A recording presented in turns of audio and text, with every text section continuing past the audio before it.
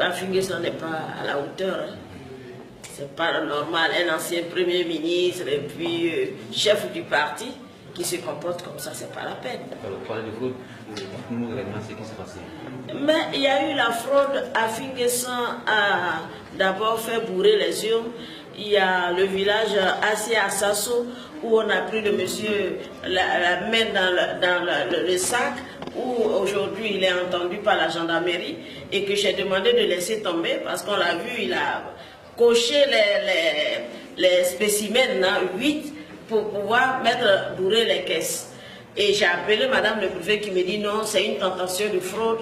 Mais j'ai compris qu'elle ne voulait pas qu'il y ait des problèmes. Et étant malade, j'étais couchée, j'ai demandé aux gens de faire pour le mieux, même d'éviter le scandale. Mais dire qu'il va aller séquestrer le président de 14h à 22h, il faut le faire.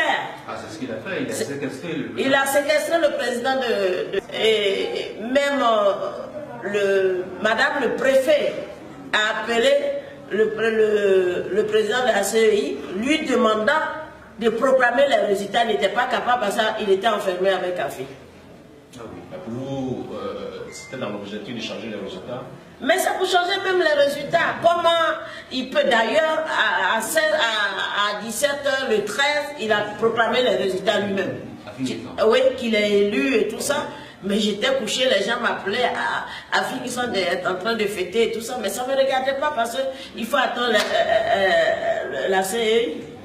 Et c'est le lundi à 11h30, vers 11h30 midi, que moi, mon représentant de la CEI m'a fait appeler pour me dire, vous êtes vainqueur, vous avez 44,19 et Afi a 41 plus. Donc vous êtes vainqueur. Et ils ont balancé ça à madame le préfet. Madame le préfet a noté parce qu'elle m'avait montré. Elle a noté, donc elle demandait le support pour balancer au ministère de l'Intérieur. C'est à partir de là qu'on ne pouvait plus joindre, on ne pouvait plus passer à Bongouano, on ne pouvait plus joindre le président de la CEI. Et il y avait 500 jeunes gens qui étaient là avec des bois et tout. On ne pouvait plus passer vers la CEI. La fille était restée avec le monsieur. Madame la Présidente, vous savez, jusqu'à aujourd'hui, est-ce que vous maintenez que c'est vous la gagnante? Ah bien sûr. Attends, un ancien Premier ministre, un président du parti qui dit qu'il a gagné à 45%, que je suis à 42%. Mes parents même, quand j'étais mon adversaire c'était un Doli, j'ai gagné à 78%. Il n'a pas honte, c'est une honte. Et puis moi, malade, couché, il disait qu'on m'a pris par la main. Donc je ne peux pas comprendre qu'à ce niveau, on peut se comporter comme ça. Et puis mettre les enfants des gens dans les rues. Et si je fais sortir des gens, c'est un affrontement. Moi, je suis maire. Je ne peux pas cautionner ça. Il s'agit de ma région. Vous avez les documents, on a tous les documents, appuie tout. Tout. Qu'on va amener. Moi, je ne voulais pas poursuivre. Je voulais le laisser et qu'il prenne la région pour voir ce qu'il peut en faire. Non, mais la loi vous donne la possibilité de poursuivre, faire des réclamations. Est-ce que vous l'avez fait? Oui, mais on est tellement sidérés parce que quand on te dit que tu es élu, qu'après toute la nuit, le lendemain, on te dit qu'il faut faire rotation. Et même là, ils avaient caché quelqu'un qui nous appelle pour dire non, Afi qui s'en pris le président de la CEI en otage et qu'ils ont changé les données. Je me dis ça ne peut pas se faire. Pour moi, il a scanné qu'il avait balancé à la CEI, à Abidjan. Mais quand après qu'on m'a dit que non, à finissant, il n'a même pas eu le temps, à finissant à faire siéger la CEI, je me demande comment on peut briguer. Quand tu ne peux pas aller aux élections, il ne faut pas aller aux élections. Parce qu'il savait quand même que je suis fille de la région et il savait qui l'affrontait. Où on se mettait ensemble pour faire une liste commune, mais il sait qu'il ne peut pas, avec moi il ne pouvait pas. Donc il s'est appuyé sur les fraudes. Et puis il est menteur, c'est ce qui me fait mal. Sachant que ce monsieur a gouverné ce pays, ça j'ai très mal par contre. Comme on peut mentir, on peut dire des choses parce qu'il faut le dire. Pourquoi? Madame la Présidente, donc le document final. Aucune valeur morale.